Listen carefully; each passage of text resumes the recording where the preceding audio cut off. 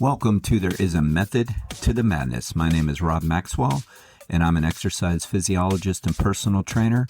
I am the owner of Maxwell's fitness programs, and I've been in business since 1994. The purpose of this podcast is to get to the real deal of what really works, and most importantly, why things work. Hence the name, There Is a Method to the Madness. Before I get to today's show, I want to thank Jonathan and Lynn Gilden of the Gilden Group at Realty Pros.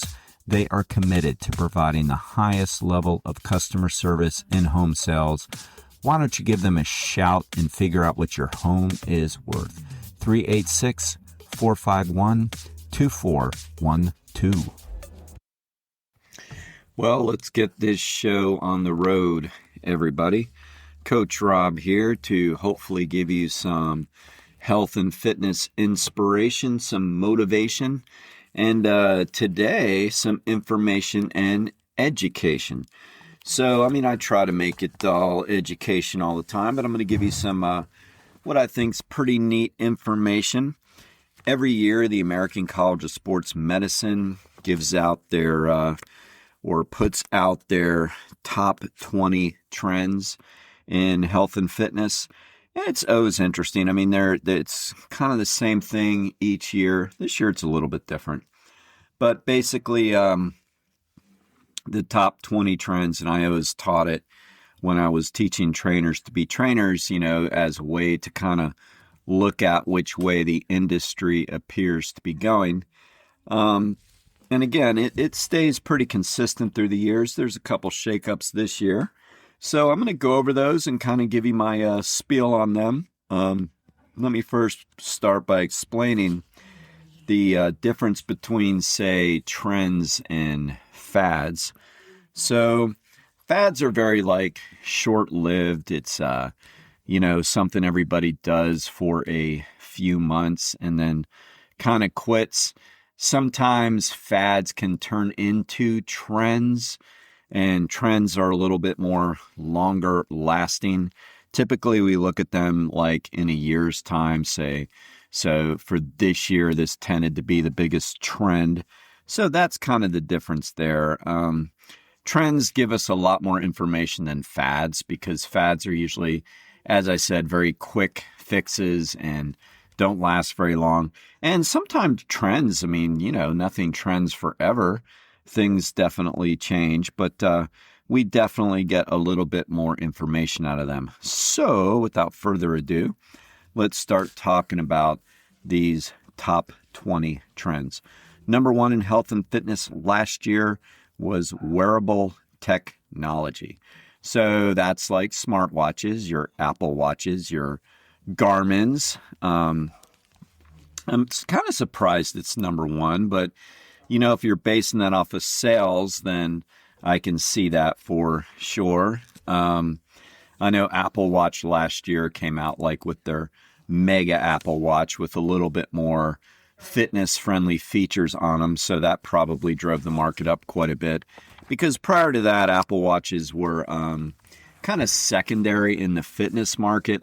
Garmin's were a little bit better for runners and more popular with runners, but Apple Watches had all the other features that people like too, like the ability to text, GPS, all that good stuff. But they improved last year on their fitness, so that's probably why that got sparked a little bit, because let's face it, Apple almost outsells everybody and everything. So I'm sure that's why. Very quick on that. It's a tool, wearable technology, no matter what it does. And I know it's really high tech now, where it can read your sleeping patterns and women's menstrual cycles and all that.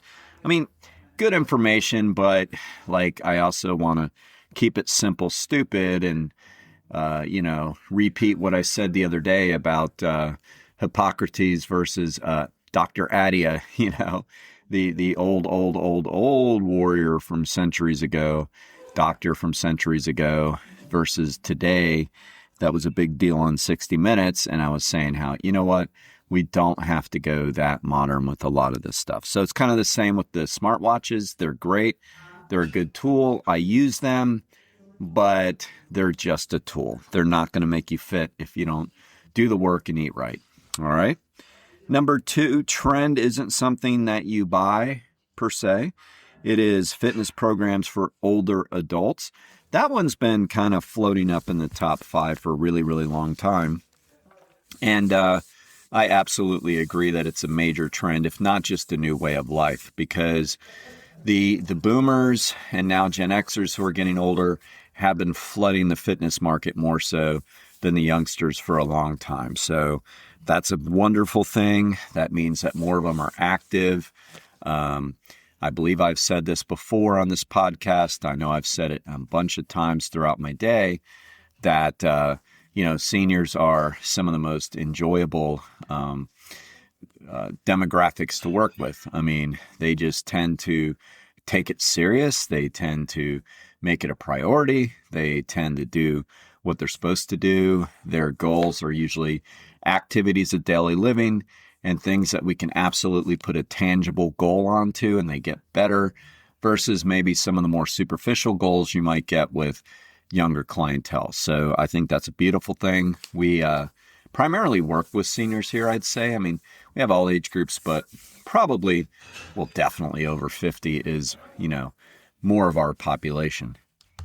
Okay, number 3, popping back up here this year, exercise for weight management. I mean, that's never going to go away. I mean, people want to exercise, to lose weight. And one of the first things everybody thinks of when they have to drop some pounds is, I got to go on a diet and I got to start exercising. So it's always going to be there. But, I wrote a book called You Can't Outrun a Poor Diet because it's just so true. So exercise absolutely has a role in weight loss. There's no question that the way to lose weight is we have to take in less energy than we put out. So the put out the energy is partly exercise's role in that. We do have to put out more activity. But if we don't fine tune our diet, it's going to be, moving a little bit forward and then moving back. So we have to understand we have to change the diet. And exercise has so many other roles than just diet. Than just losing weight. Exercise, as I said earlier with the seniors, it's about the activities of daily living. It increases muscle mass. It increases performance. It decreases your risk for falls. It makes you feel better. It raises your self-esteem, raises your confidence, lowers anxiety, lowers depression, does so many things. So we have to remember that. Yes, it's a tool for weight management, but it's a tool for everything else. And if we don't watch our diet, it's not going to help us really that much with our weight. Number 4, mobile exercise apps. That's become a huge thing. Get your workouts on your app. You hit your app and it gives you a workout of the day. Or of course, different kinds of food apps, which I've advocated for years, are good too. So I'm not surprised apps. Everything on the phone, everything technology-based is going to be on the rise. That's just where we're at right now. It's coming, it's happening. And like everything, it can be a tool, I'm a big believer in, just going to the gym, working out, having an accountability partner and all that good stuff. But these apps also have a role. Like if they help you pull up a workout that you didn't feel like thinking about on your own, or like it just is interesting to do, fun to do, by all means, it's a good thing. It's just, I don't believe we can allow technology to replace, human relationships, going to the gym, seeing each other, talking to each other. I don't think it can replace it personally. So it's a tool. It's on the rise. It'll probably stay on the rise, but like our wearable technology, it's a tool. Number 5 is very similar to our seniors entering the workout world more, but balance, flow, and core strength training. So that's becoming really more popular, and especially the balance part. Strength and balance go hand in hand. They just do. So the greater your strength is, the greater your balance is going to be, because a lot of the intrinsic stability muscles, the tiny little muscles that you don't think about are responsible for balance. And unless you specifically train them, they're not going to get better. So for example, you have little tiny intrinsic muscles in your ankle area. Now, if you've ever done a standing leg exercise like we advocate here, you stand on one leg, you lift the other leg, you notice like everything starts kind of shaking and you see those tiny little muscle fibers going in the tetany, meaning they're twitching and working. So they're getting the work they need. When those muscles get stronger, your balance improves. And one of the principles of physical fitness is retrogression. So use it or lose it. So if you're not doing all the balance things you used to do as a kid, right? I mean, when we're a kid, we're trying to walk across a curb like, without stepping in the road, No, I never really advocated doing that on Fifth Avenue or on the George Washington Bridge or anything. But like, I think everybody knows what I'm talking about. Like riding your bicycle, it takes balance, skateboards. I was a big skateboarder as a kid, that takes balance. Well, we stopped doing that stuff. So naturally, our balance starts to go away. So one of the beauties of strength training is it can help your balance and does help your balance. For anybody over 50, we start doing balance exercises with them because it's so critical for their overall health. Number 6, exercise for mental health. Since COVID, all we hear about is there's a decline of mental health in the United States and worldwide. And it is so true. Like COVID threw us for a loop as a world, didn't it? Everybody started working from home and we had social distancing and we weren't allowed to go places. And human beings are physical, social. Stay with us. We'll be right back. Are you ready to unlock your full potential? I want to introduce you to the Fit, Healthy, and Happy podcast, a powerful resource to transform your life today. With expert interviews, practical tips, and inspiring stories, this podcast is your roadmap to lasting wellness. Here's what a listener has to say. I used to struggle with my health, but this podcast changed everything. It's like having a personal trainer, nutritionist, and life coach totally for free. With over 2,000 5-star reviews, we're a podcast you can trust. The Fit, Healthy, and Happy podcast, available now wherever you get your podcasts. Animals, we just are. Like, we need to talk to people. We need affection, we need touch. We need all that. Like, we are very, very, very social beings. Now, some of us are more introverted than others. That's okay. But introverts need interaction. Extroverts need interaction. So we're very social. So all of that happened with COVID took so much of that away that a lot of people's mental health really started to decline. And one of the solutions we found is exercise, going to the gym, getting out and doing all that really, really helps. And look, it's been proven over and over. I've reviewed it many, many times, but a Harvard study that reviewed exercise versus therapy versus psychotropics, so medication, and then 2 out of 3, so to say, and then all of it together. And what they found was the person that was seeing a counselor for their mental health, which is very important, taking the appropriate medication for themselves and exercise, had the greatest output for mental health. They also found that exercise by itself gave a boost, which is really, really cool.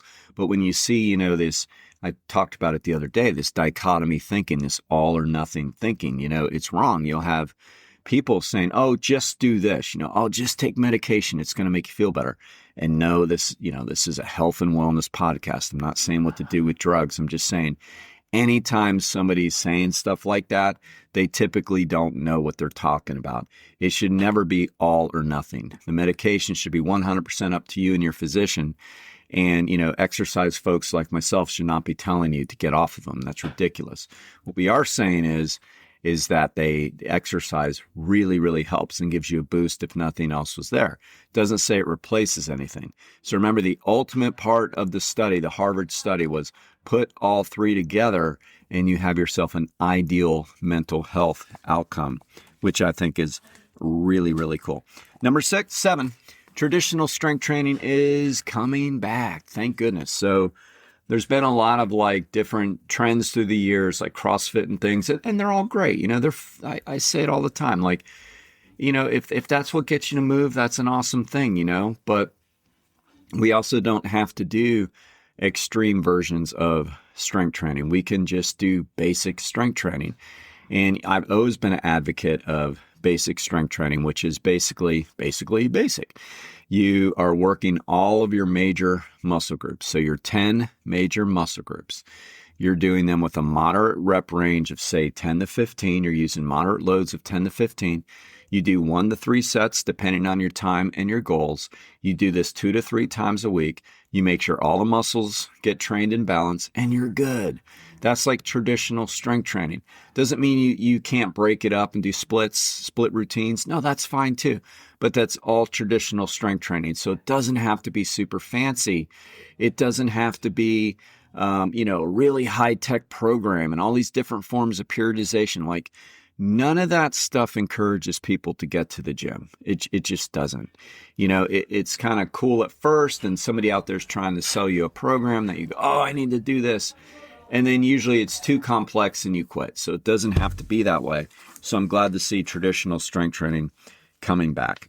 Next, number 8 is data-driven technology. So yeah, of course, that's going to be a big trend. I mean, we're in the era of AI and everything is measurable. And, you know, there's nothing wrong with that. I always say that if you can measure it, you can manage it. I mean, I didn't make that up. Of course, I took that from the business world, but, you know, it's true. So data has its points. I mean, looking at statistics has its points.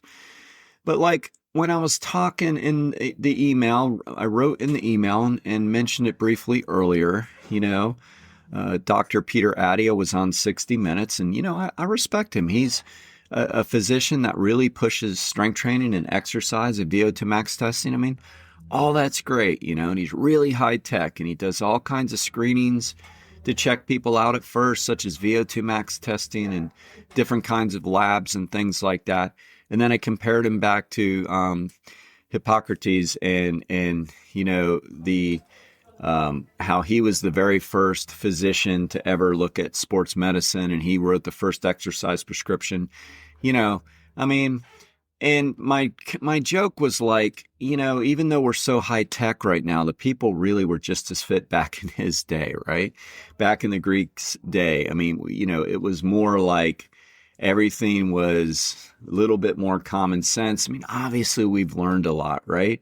And I've got nothing against Dr. Peter Attia. I just think, you know, some of this high tech stuff isn't necessary. You know, I used to do VO2 max testing here at my gym. And what's so funny is ever since that 60 Minutes thing came out, I've got literally 2 phone calls and a couple emails asking me if I did VO2 max testing. So 60 Minutes got what they wanted. You know, they got everybody out there curious about this.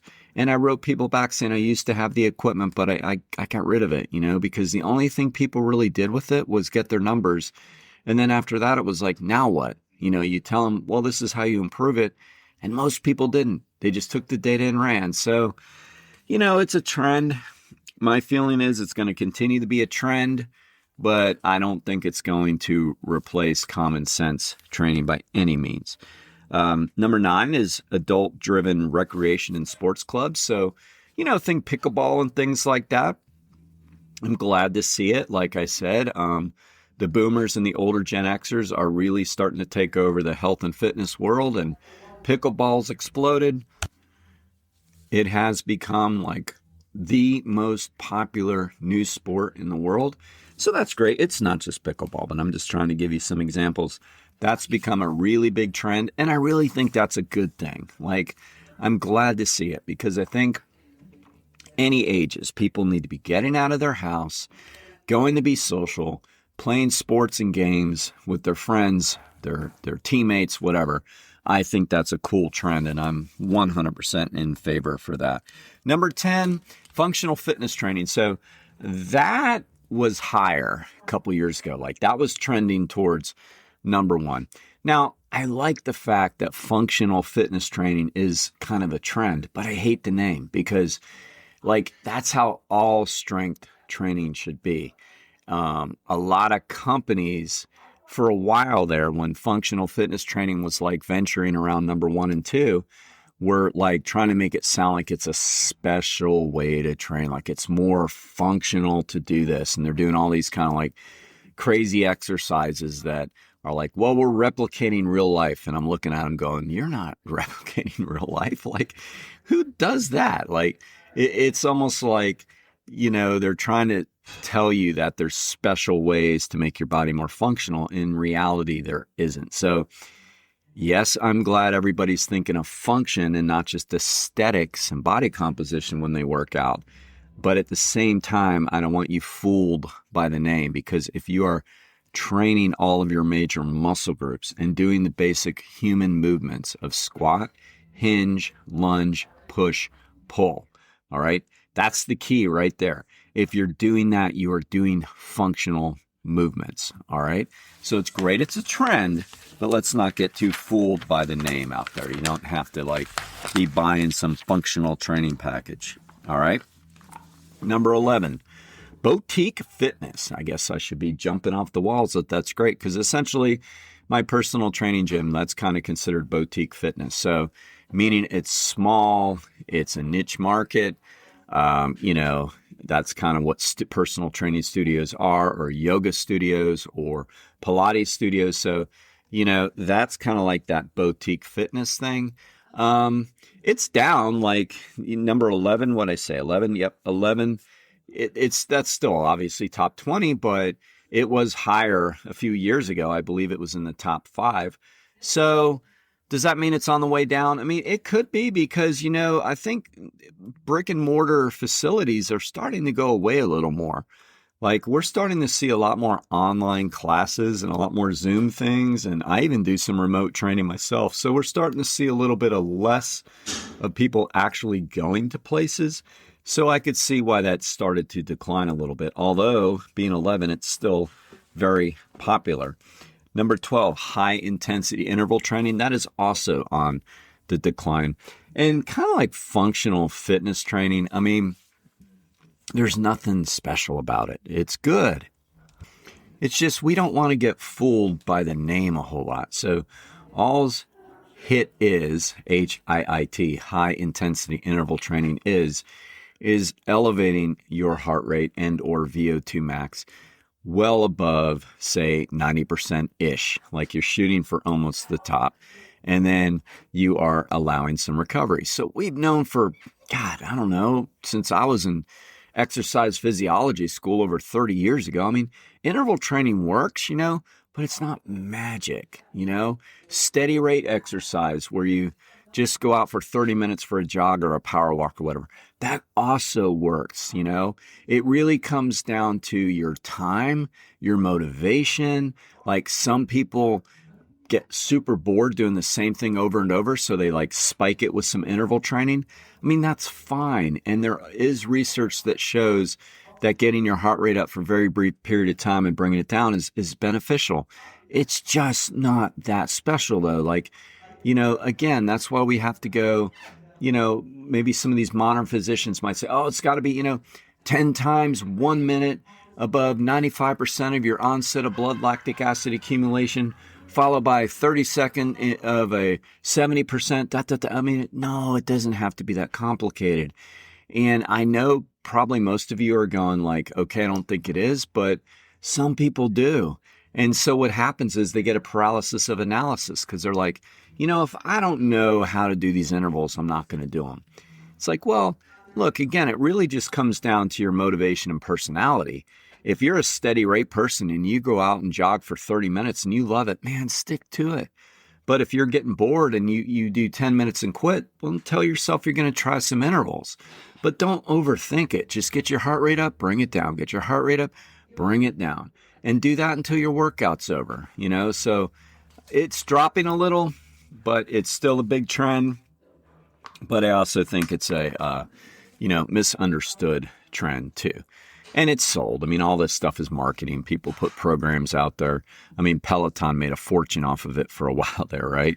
The Peloton interval workouts. So it's money. Group fitness classes being number 13. I mean, they've stayed stable through the years. Like, it's always been kind of popular. It was definitely more popular at one time, but as you see, being 13, it's still top 20, so it's still popular.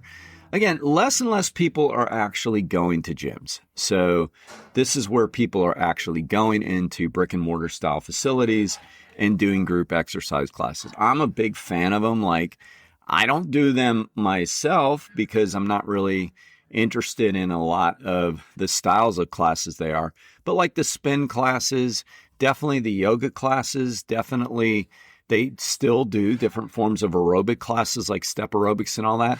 I mean, again, you're bringing in the social component for people, and it's so important. So I do think it's very, very good if that's your way of trying to be fit. Like, if you're having trouble getting going and you don't want to go out by yourself and do cardio because it's boring, by all means, I think it's great to join one of these classes. I think it can be very beneficial for you. All right. Number 14, exercise for chronic disease management. I think this is going to be on the rise. So we did the certification, exercises medicine certification through the ACSM last year. And it's basically a certification that helps you work with healthcare providers such as physicians into helping bridge the gap from doctors into the gym world. So it's a cool certification. Not that you need a certification to do it, but it just shows that the American College of Sports Medicine is really thinking about it and making an emphasis on it. And I just think it is so important. Like, a lot of our referrals comes from physicians. Sometimes it's more specific, like somebody needs to work on a specific joint issue. And sometimes it's very general, like, my patient is lacking balance. They need to move more. They have issues with their strength. But anyway, it's becoming more and more popular for people to really start exercising for their chronic disease. And look, we have to. I mean, we have to if we want a healthy life. I mean, exercise truly is the fountain of youth. So there's no question. And I also think that's why there's a huge uptick from our boomers and seniors entering into the fitness world now, because they know they need to do it. So I'm glad to see that's a trend. I'm surprised it's so low. I believe it will absolutely be rising. All right. Employment of real exercise professionals is on the rise. And that's great to see. I mean, I've been lobbying for that for so long. I've gotten off my broom a little bit on it over the last few years because it's like, I think it's starting to trend in the right direction. But like, so many fitness professionals don't have education or certification to be talking about what they're talking about. And we can't regulate social media. So all we can do is better educate people who are on social media. Only 20% of the people on social media have the correct credentials to be talking about what they're talking about. Only 20%. Look, they're allowed. It's a free country. And that's not censored. So, they can talk about what they want, but we have to do a better job. Us professionals of going, okay, this is what you look for in somebody with this, and this is what you don't, because it runs rampant. I mean, I see stuff online right now. I see these influencers talking about what people should be doing with their diets or stupid exercises. And I watch some of these really dangerous exercises they're showing people, and I'm like, you're unprofessional. So real professionals are on the rise, and I'm very happy to see that.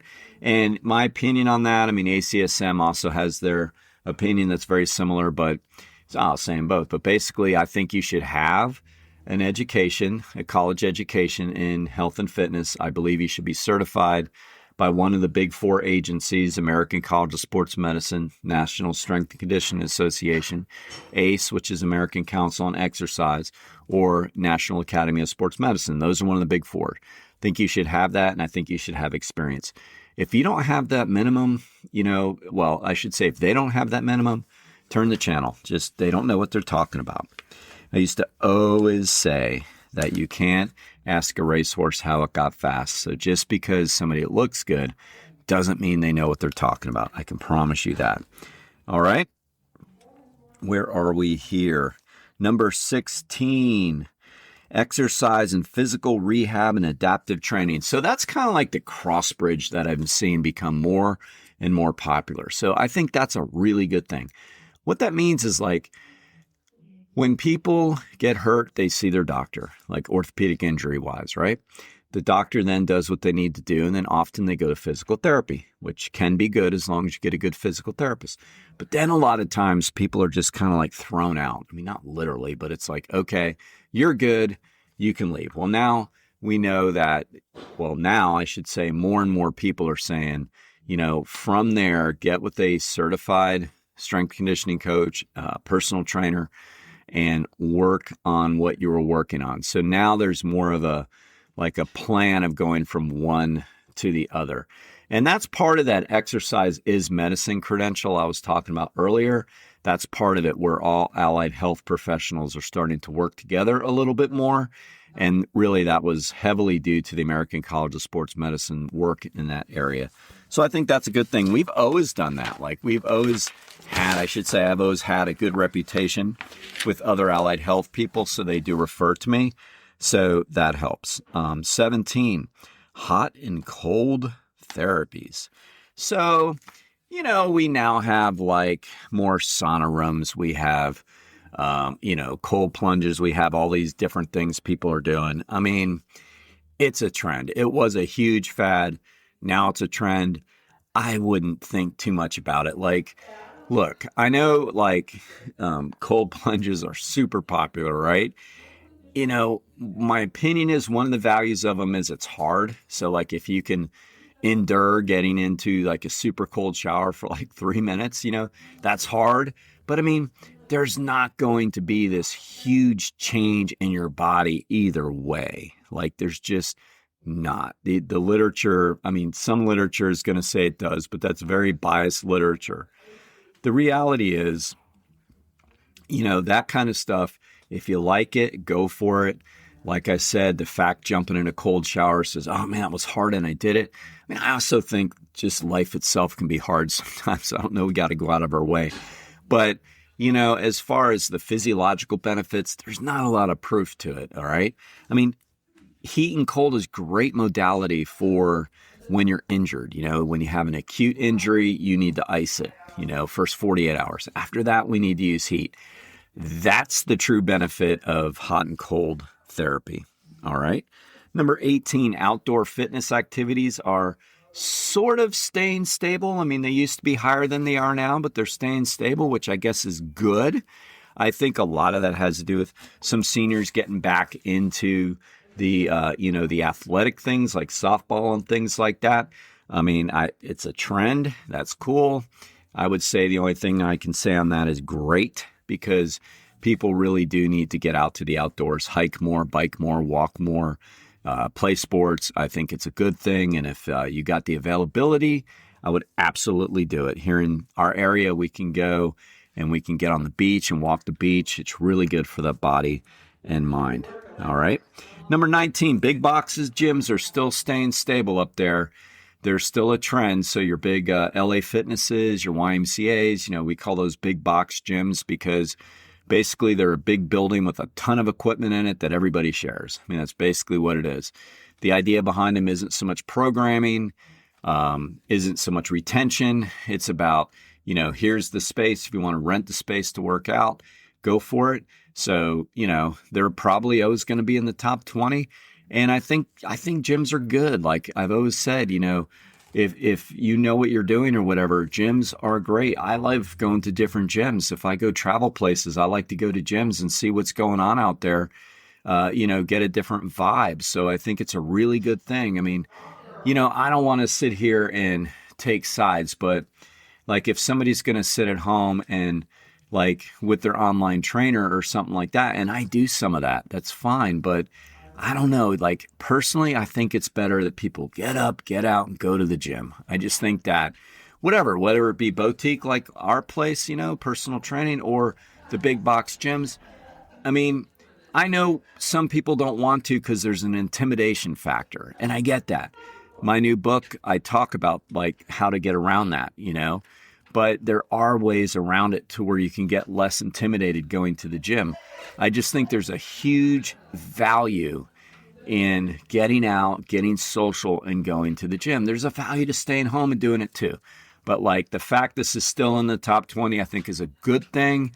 Me being boutique fitness, personal training studio, I still tell people, I'm like, get a membership, Like, you don't have to do this at home. You can, but get a membership, when you're ready for that. I think it's just a good idea. And they're pretty cheap. Planet Fitness, like, it's not that expensive anymore. So I would figure out how you can get over the insecurities and get to the gym if possible. Finally, the last one is youth development. So it's big, like it has gotten big, and we have to be like really, really careful because so many of these programs I see out there, like they don't know what they're talking about. There's energy systems that are different, meaning like, I don't want to get too technical here, but like the way that we make more ATP, adenosine triphosphate, which is energy for the muscles, is different. Like kids are on the immediate energy system, meaning they can't go through like anaerobic glycolysis,